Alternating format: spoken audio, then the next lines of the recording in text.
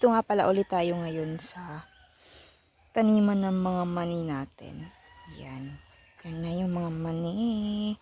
Kahapon, medyo nasad tayo. Kasi naman, pagdating ko dito may tatlong puno na nakita na parang nangamatay na yung mga dahon nila. At ito yung isa. Binunot ko. Tapos ito yung nakita ko. Madami na sana siyang alam niyo yun, yung bunga sa ilalim. Pero ito yung na-discover ko. Parang kinain na siya sa ilalim ng hindi ko malamang anong klaseng insekto. Kaya nga, binunot ko na lang kasi nga alam ko may kumakain na talaga sa ilalim kasi yung dahon niya nagsimula na siyang malanta. Oo. Nag-yellowish siya tapos nalanta. Tapos ayun na nga, kahapon ko to ginawa, hindi ko lang na video. So ngayon, nung binunot ko siya, tapos dito pagkahukay ko, ayun, may nakita akong dito, galaw-galaw. So sa amin sa Bisaya tinatawag itong bunlod. Nasaan na yun? Yeah, ito yun. Ito yung insekto kahapon. Na siya, nabulok. Kasi kahapon ko pa to nabunot eh. So eto na nga, siya yung kumakain ng mga tanim. So hindi mo kasi malalaman na nandyan sila sa ilalim hanggat hindi namamatay yung mga tanim mo. Marami rin akong napanood na mga video, yung mga nag-garden. So nagtataka na lang sila kasi nga yung mga tanim nila namamatay, nalalanta.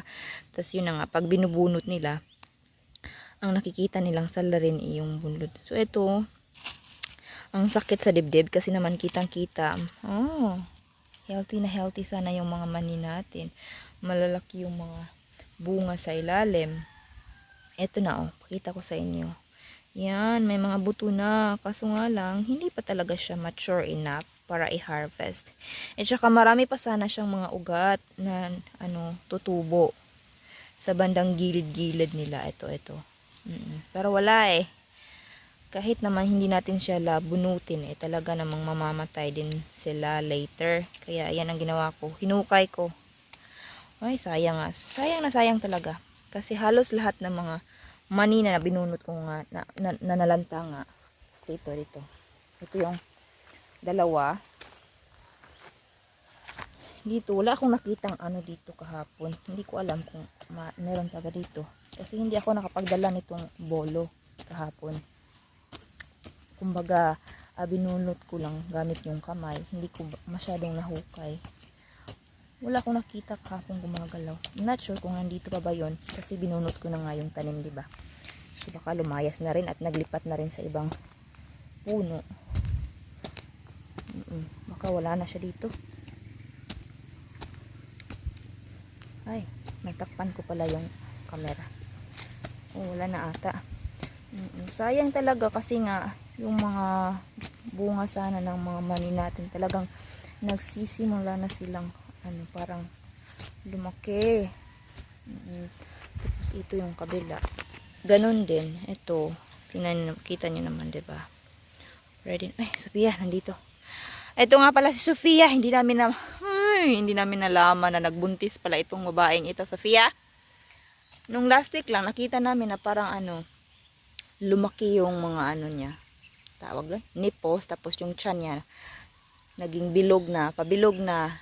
Tapos ayun, na-realize namin na baka, or like naisip namin na baka nga buntis siya. Kasi nga last month, or like, last month ba yun? Kasi siya, nag-inheat. Tapos ang ginawa namin, kinulong namin siya sa loob ng bahay. One time, yung mama ko, pagkabukas niya ng pinto, ito ning ipsot, lumabas, nakalabas. Tapos, yan, binantayan niya. Kumbaga, binantayan. Tapos ang nangyari, ning ipsot si Manang, naghanap ng jowa. Naghanap ng jowa. Tapos ayun na nga. Wala na kami nagawa kasi nung nakita ni mama, parang na sila. Naglabing-labing na.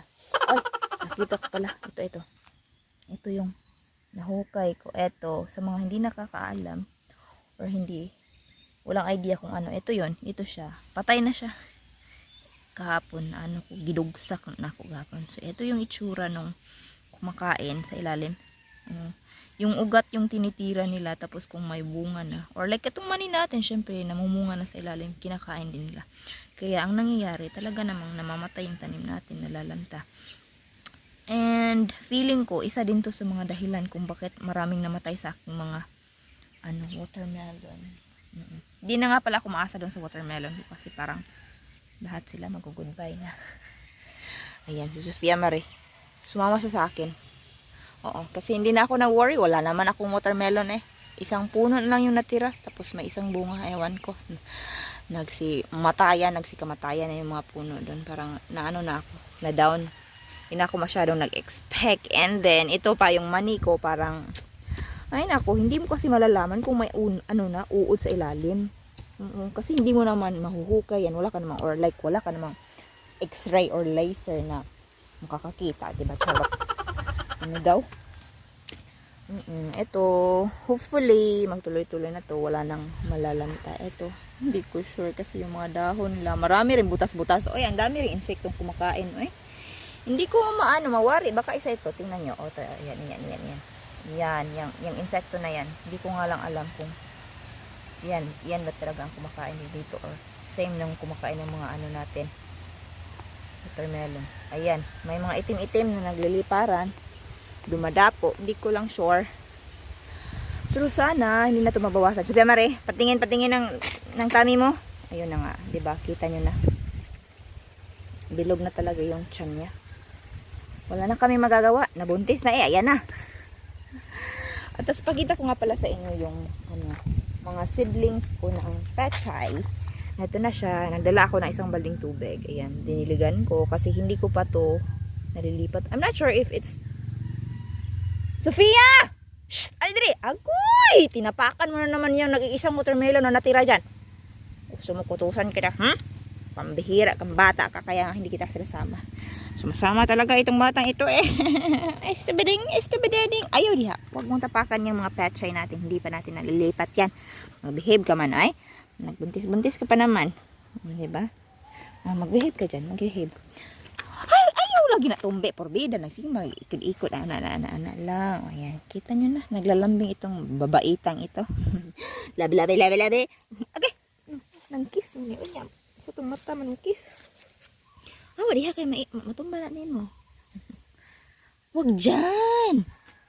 O, diba, Sofia Marie, itong mani natin, wala talaga tayong magagawa. Sayang, oh. Yan, kita na sana yung mga buto sa loob. Ay, baka hindi ako swerte sa garden charot.